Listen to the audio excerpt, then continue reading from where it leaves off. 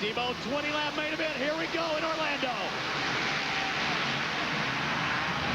Ricky Carmichael with a good start. It looks like Ernesto Fonseca, but it's lucky, maybe. Did you see James Stewart right there? He was buried in the middle of the pack, and instead of worrying about going to that first turn and throwing an elbow, he stops on a dime, hugs the inside barrel, and man, out front with a hole shot.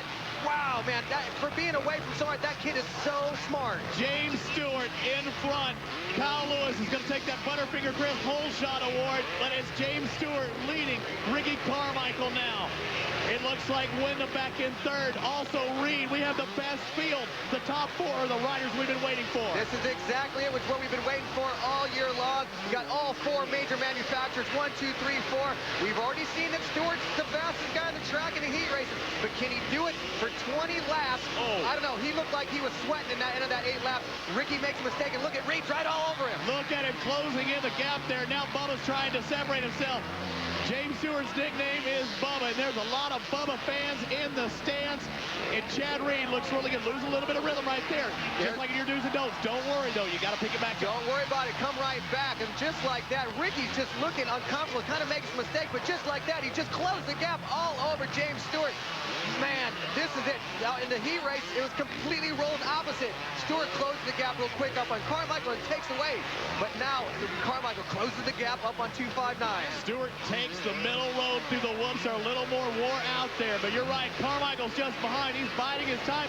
I'm going to tell you what, Kevin Wyndham back and forth, not too far behind as well. They are the cream of the crop. There's no question about it in 250 Supercross. And now Reed closes in on Carmichael. Okay, and something we can see right now is this track is completely day and night different than what we saw in the heat races. The track was perfectly smooth, perfectly groomed in those heat races. This track is blown out. It is deteriorated.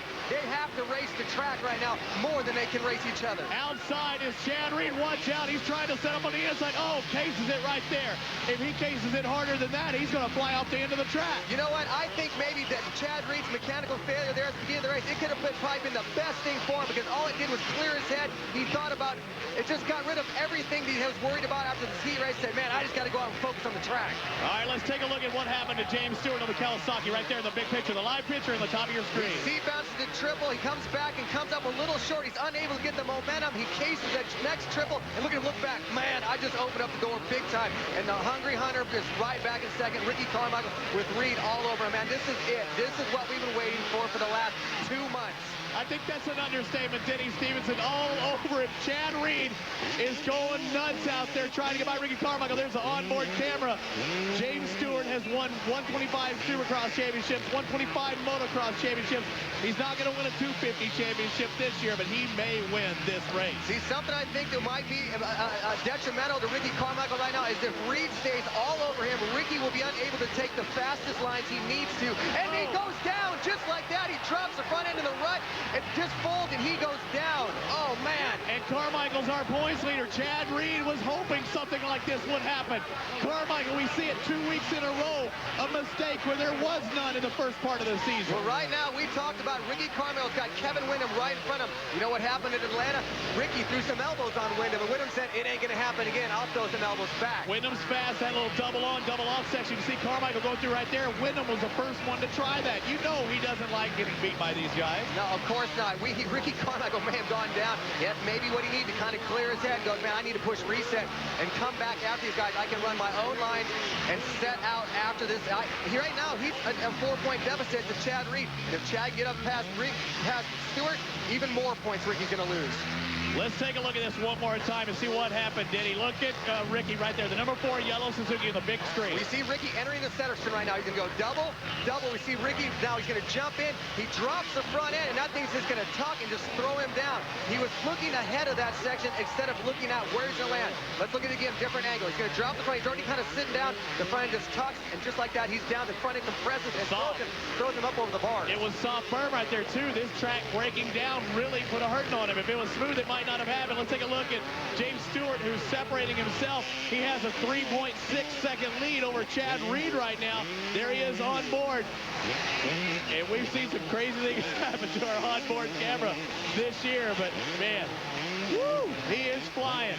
And look at how different the lap times have changed since the heat race. I mean, he ran a 49. He's running a 53, 4 seconds difference than what the heat race were. The track, like I said, over and over is deteriorating. Look at him go through the whoops right here. Perfect angle.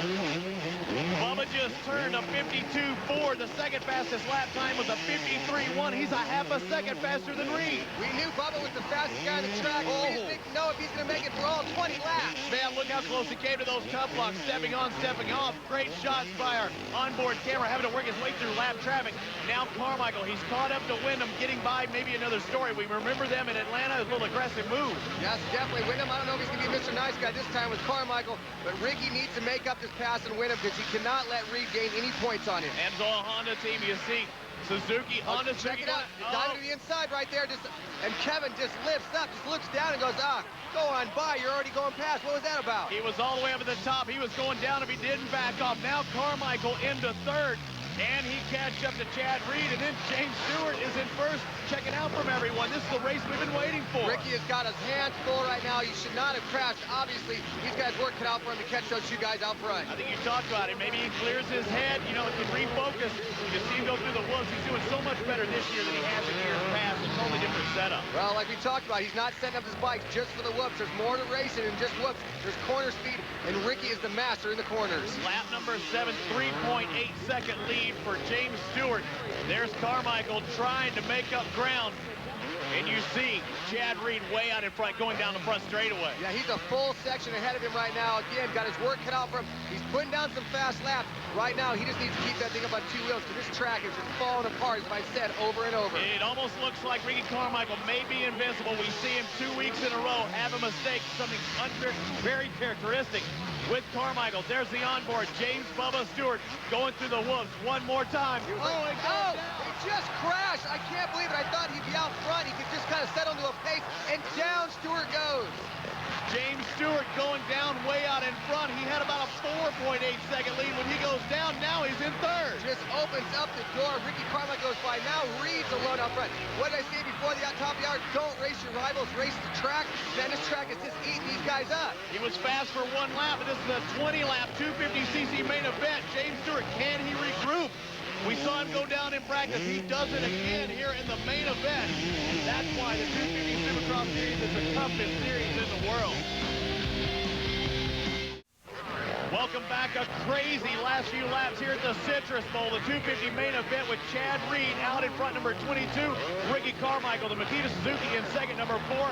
And the 259 Kawasaki of James Stewart Jr. in third. He was our leader until this happened, did he?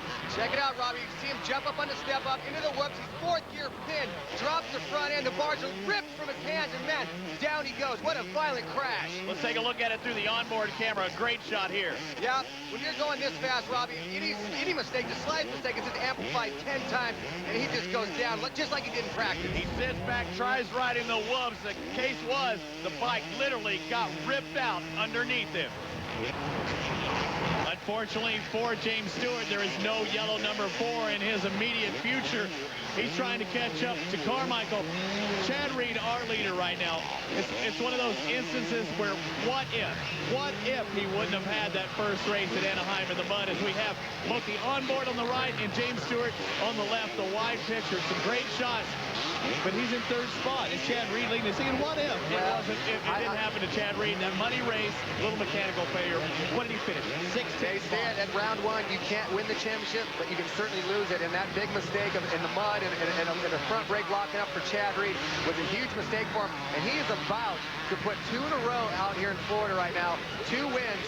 I mean, who would have thought? I mean, Ricky owned him for those few middle races, and right now, Chad Reed's got that number 4 number and all over him.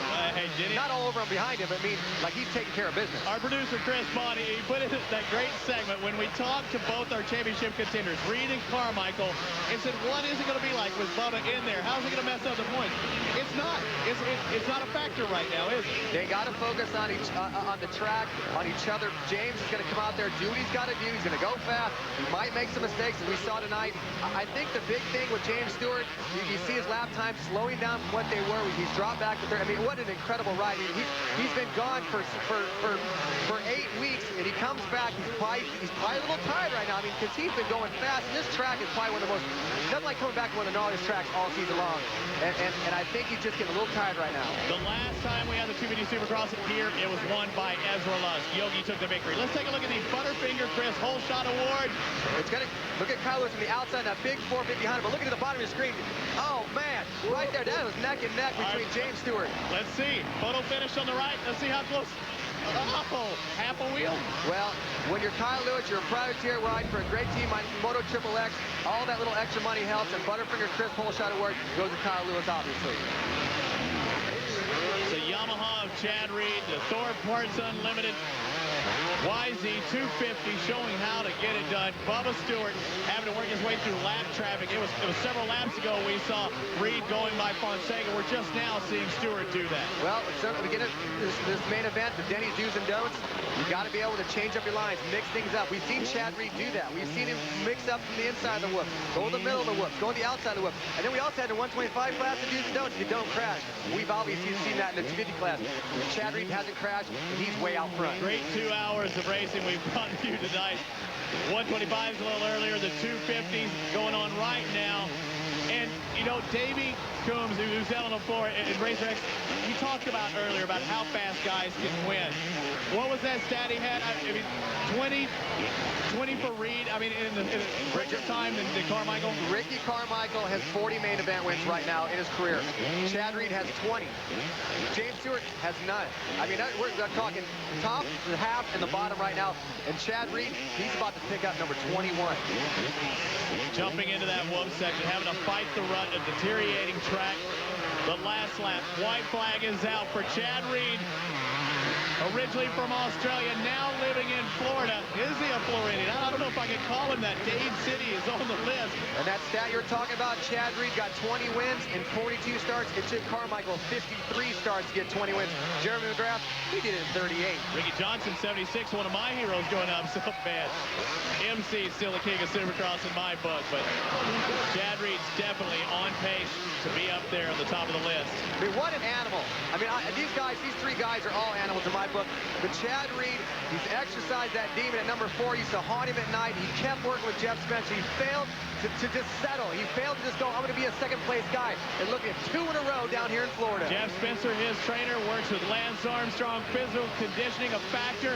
Ricky Carmichael closes in, but it's not going to be his win tonight. That win in Orlando will go to Chad Reed. He wins San Diego, Daytona, and now put Orlando on the list, and we'll get to hear from him when we come back. Well, James, you made it through, but you didn't have where I know you wanted to be, first place. Yeah, you know, I can't say enough. You know, it was a good ride tonight. You know, I podium. I was out front. I was gone.